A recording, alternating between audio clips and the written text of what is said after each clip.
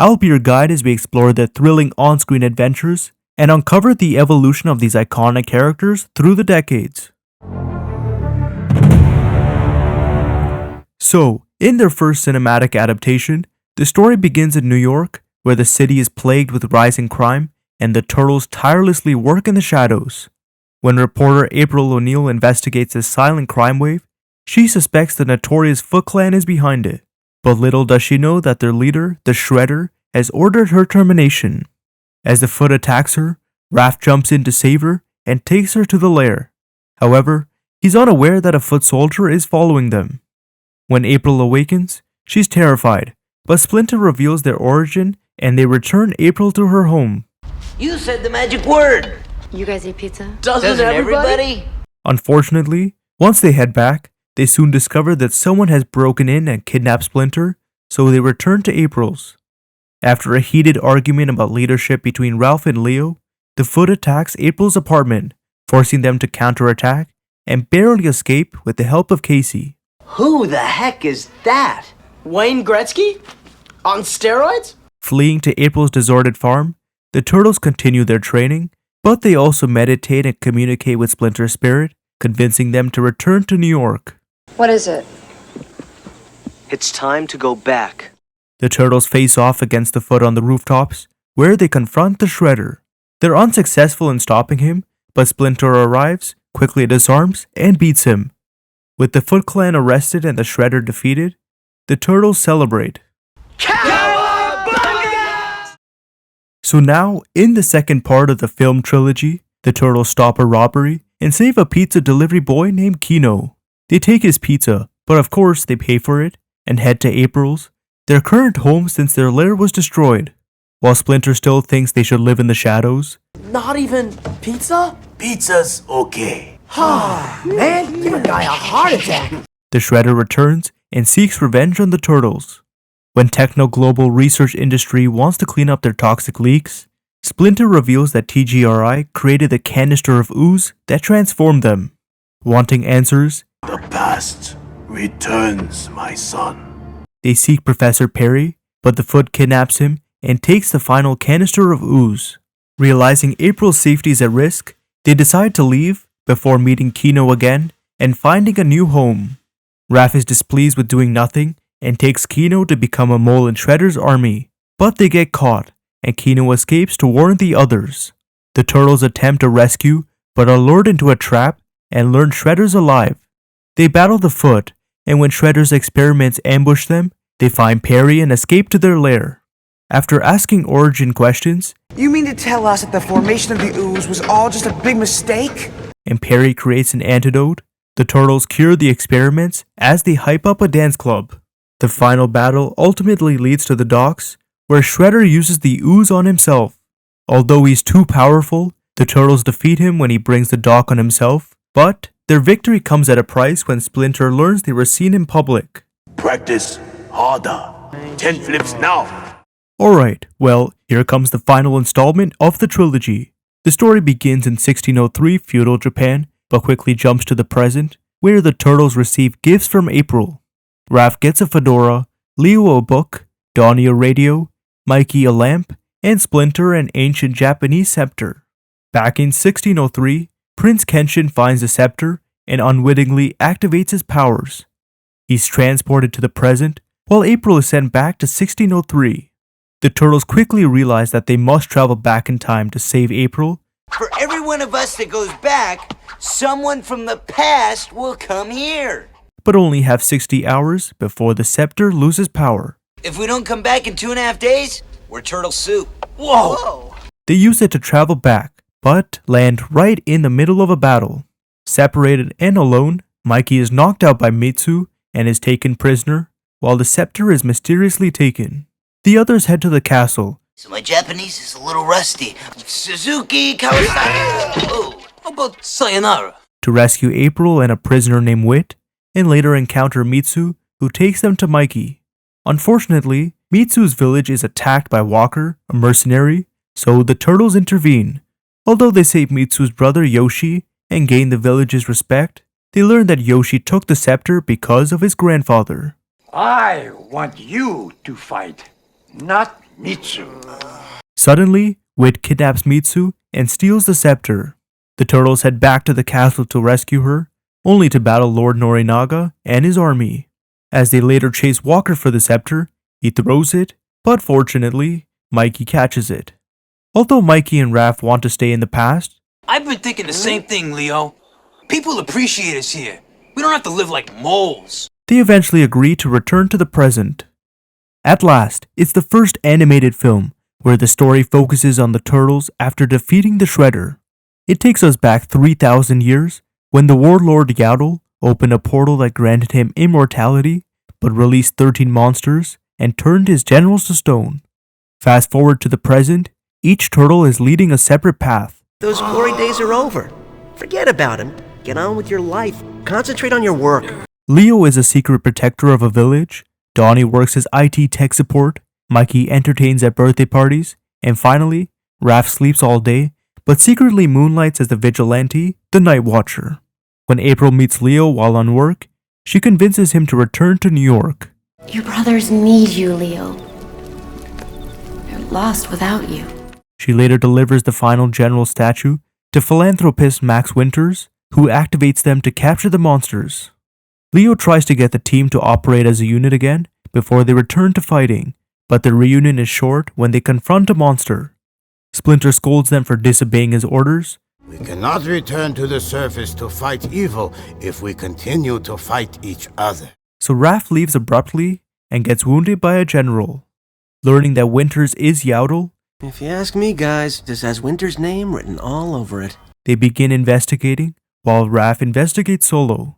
Leo faces the Night Watcher, only to learn that he's Raph in disguise, but sick of arguing, Don't do this, Raph. I'm done taking orders. they decide to fight instead. Though Raph wins, the generals capture Leo to deceive Winters, overthrow him, and stay immortal. Raph reveals what happened, and with the plan, they launch a full-on assault, rescue Leo, and learn that Winters wants to break his curse. And that is a torment I can no longer bear. As the others get the final monster back, the turtles battle the generals, defeat them, and save New York. Now on to the crossover film celebrating 25 years of the Ninja Turtles, which opens in the 2003 universe following the iconic series. After these turtles come across the turtles from the 1987 series, they fight the notorious Purple Dragons and compare notes. Who the shell are you guys? I was about to ask you the same question. The others reveal that they fought Shredder in his Technodrome, but his dimensional portal activated and zapped everyone to this universe. To get them home, they team up, search for the Shredder, and fight his army. How do you guys normally handle these situations? Turtle power! Don't you just love these guys? Upon discovering more turtles, Shredder summons this universe's Shredder to gain an ally, but is skeptical upon seeing him. As the turtles escape and work to reach the other dimension, the Utrom Shredder is back and sends his new army to attack their lair. Cornered and out of options, the turtles use a trans-dimensional portal stake and escape to the 80s universe. Welcome home, my turtles. And my turtles? They equip themselves with anti-Technodrome gear before returning to the other dimension as the improved Technodrome attacks New York. The turtles launch a counterattack, Why pace you have to see us in this stupid van? but are lured into a trap. Shredder reveals his plan to eliminate Ninja Turtles across the multiverse by eliminating the Source. They survive their encounter with him thanks to Shredder's daughter Karai and head to Turtle Prime when their universe is erased. The 12 Turtles, Splinter, Karai, AD Shredder, and Krang team up, knowing Shredder will end every reality. Their attacks prove futile, but the Technodrome's laser vaporizes Shredder, and the Turtles save the multiverse. You bros should lay off the dimension hopping business. It's dangerous. Moving on to the live-action reboot, opens with a crime wave by the infamous Foot Clan. April investigates and witnesses them committing a robbery, but it's foiled by a vigilante operating in the shadows. Tired of their interference, Shredder orders the Foot to take hostages to draw them out. The Turtles intervene to save them and escape to the roofs, but their secret is exposed when April discovers them. Who's that? It's a camera flash. We know it's a camera flash. Who's behind the camera flash? Although they ask her to keep their secret, April's recollection of her father mutating turtles keeps her investigating. Splinter catches the turtles sneaking out. Look, Mike is leaving and walking. He's totally innocent. So after punishing them, he requests that they bring April to him. When they introduce her, Splinter reveals that her father destroyed his work before his partner Sax used it for the Shredder, and April saved them. As she admits she spoke to Sax, Shredder and the Foot attack. The turtles fight bravely, but Splinter is heavily injured and they're taken. Raph survives and works with April and her cameraman Vern to get them back. Sax extracts the mutagen in their blood to create an antidote for the virus they will unleash on New York. The turtles escape. Shredder's going to release a toxin. It's gonna poison the whole city. And Sax is going to sell the antidote. Made from the mutagen. It's in our blood. But confront Shredder when he activates a countdown to unleash the deadly toxin. Although Donnie disables the countdown, Shredder tries to bring down the tower. The turtles race to prevent its collapse, and after being suspended, defeat Shredder and fall to their doom. I love you. I love you guys so much. There's an awkward moment for Raph when they survive, Are you crying? but escape to use the mutagen to heal Splinter. Alright, now we're getting to the children's film, where the turtles chase after Tiger Claw, Bebop, and Rocksteady. Realizing that they're heading to the museum, Leo hatches a plan when they steal Cronite, a valuable meteorite. You and Donnie take Rocksteady. Mikey, you've got Bebop. I'll take Tiger Claw. When the turtles face them, they take the Cronite, and Donnie analyzes it. He discovers that it's a powerful source of energy, and uses it as fuel for the new vehicle. Although Leo admits this is a horrible idea, Donnie tests it out. Unaware that Bebop and Rocksteady hopped on, the ship unintentionally opens a portal and transports them into the past. They crash land and find themselves in the Cretaceous period. Somehow we time warped back 100 million years. Where they face off against raptors and a ferocious T-Rex. After Donnie outlines the consequences of staying longer, Leo's right. Any more time here could have macrocosmic effects on the future. the ship transforms into the turtle robot when T-Rexes attack, but this drains the ship's fuel and destroys the Cronite. Without that meteorite, we're basically stuck here. Forever! Luckily, they discover a Triceraton base with valuable crystals. So after getting new armor, they attack the base with the dinosaurs that cause problems, and team up with Bebop and Rocksteady to defeat the Triceratons. The turtles say goodbye to their dinosaurs and return to the present. However, they arrive in an alternate present ruled by the Shredder and decide to check it out. So now comes the live-action sequel, a year after the first film, where they race across New York to catch a Knicks game. Hey, we got the best seats in the house right here. Anyone can sit down there. We saved this city. We should be on the Jumbotron, not in it. But their fun is cut short when they learn that Shredder is planning to break out of custody with help from Baxter Stockman. Using their new truck, they interfere in the Foot's attack, though it proves pointless when Shredder escapes with teleportation. After April begins investigating and gets a hold of mutagen, she's saved from the Foot by an unexpected ally, Casey Jones. The turtles then appear, mess with Casey, We were sent by the Supreme Leader to eat delicious humans. and recruit him because they can use his help. When Donnie analyzes a small mutagen sample and learns it can turn them human, Leo refuses. If we could get our hands on more of this stuff, it could be life-changing. We don't need that kind of change. Tensions start to rise, Not about what I like. It's about what people up there are willing to accept. so Leo benches Raph and Mikey when there's a robbery.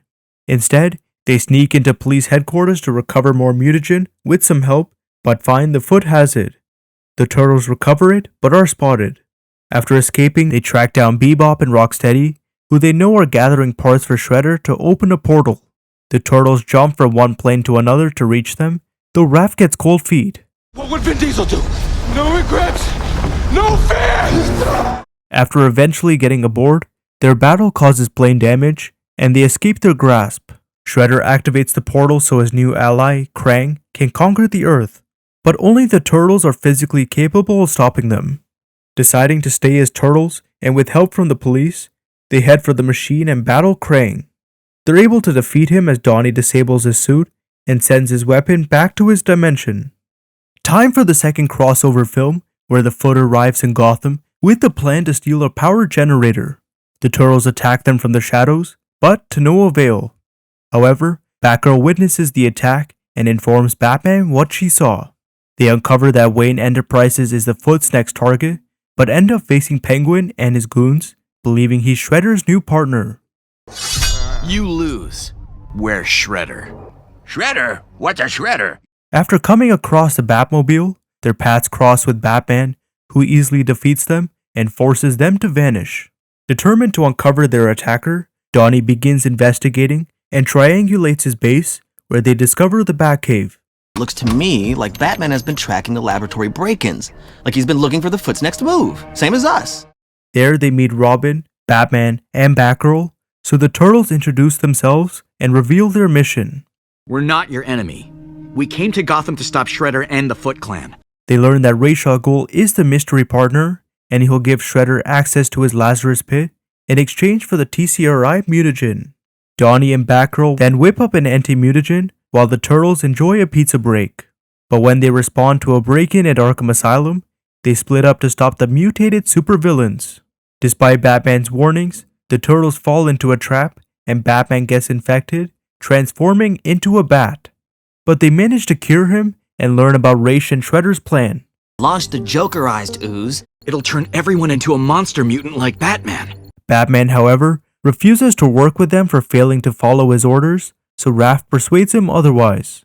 The team launches a full-on assault at Ace Chemicals, fighting the Foot and assassins while stopping their machine from activating.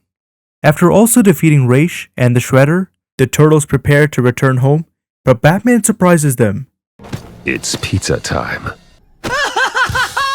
Alright, well, after the Nickelodeon series, New York is an apocalypse in the year 2044, where the Resistance has fallen.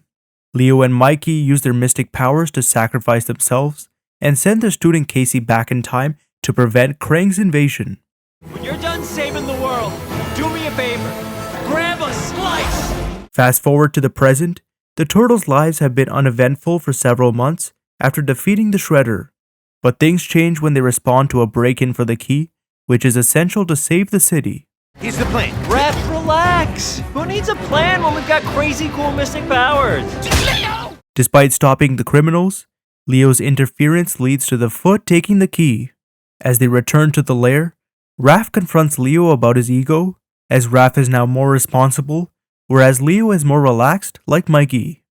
Suddenly, April arrives with Casey, who reveals his mission, which prompts Splinter to explain Krang's origin. So to stop the Krang, all we have to do is find the key before it's stolen. Realizing that Leo has messed up, they all head for the Foot. Though they intervene, the Foot releases Krang, who drains the Turtles' mystic powers.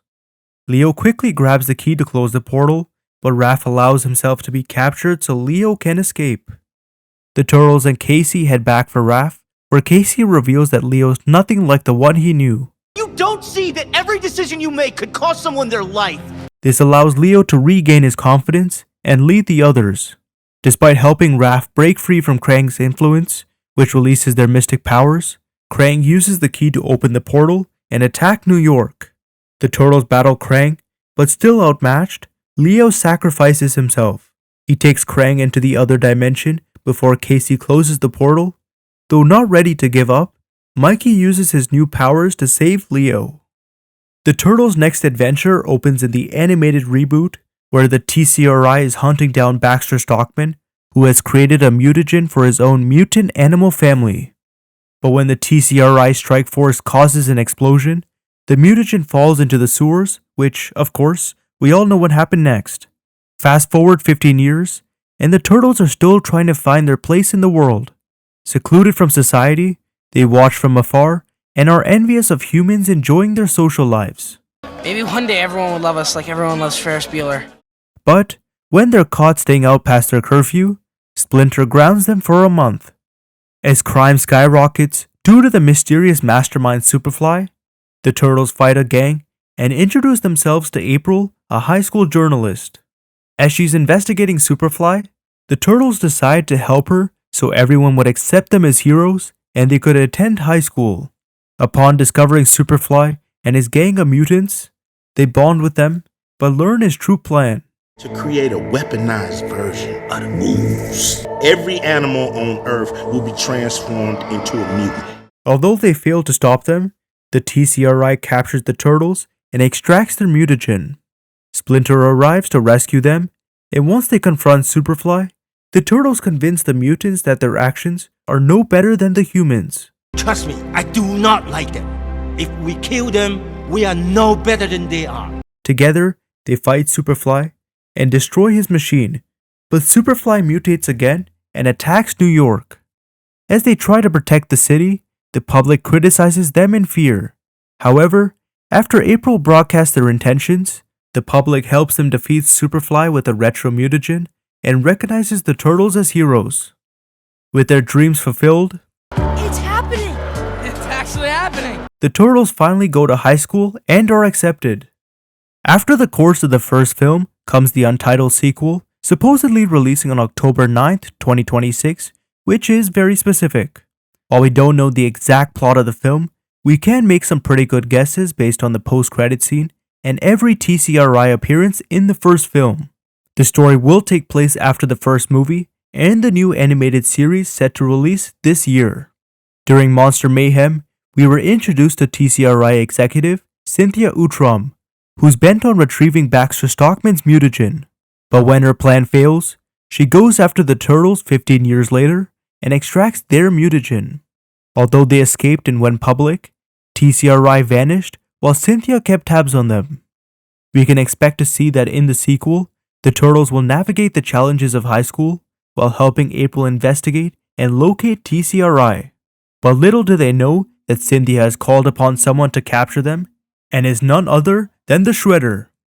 He will definitely be a more formidable and vicious opponent than Superfly, who will stop at nothing to take them down.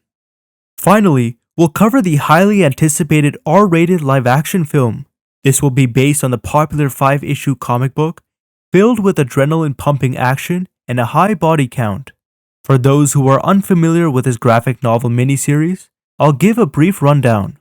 In this epic story set in a future, New York City is under the harsh rule of Oroku Hiroto, the grandchild of Shredder, and the Foot Clan. Following in the footsteps of his family lineage, he's determined to destroy the turtles. Unfortunately, he and his army succeed in killing 3 of the turtles and Master Splinter, leaving only one turtle who barely survives. In the comics, it's unclear which turtle outlived the others until the end of the first issue, where we learn that he's Michelangelo. After encountering April and her daughter Casey, he joins the resistance to fight against the Foot and avenge his family's death. Together, they embark on a mission to take down Hiroto. Their final battle is nothing short of intense, but ultimately, the fight ends in the city outskirts, with Hiroto meeting his fate and Mikey tragically breathing his last breath next to Casey. And that's a wrap on the Teenage Mutant Ninja Turtles in films, until we see them when the Mutant Mayhem sequel or the Last Ronin releases. What's your favorite adaptation of the Turtles? Grab a slice of pizza and let me know in the comments. And hey, if you enjoyed this video, give it a thumbs up and hit that subscribe button to stay updated on my latest content. Thanks again to my patrons for keeping this channel going, and I'll see you all in the next video.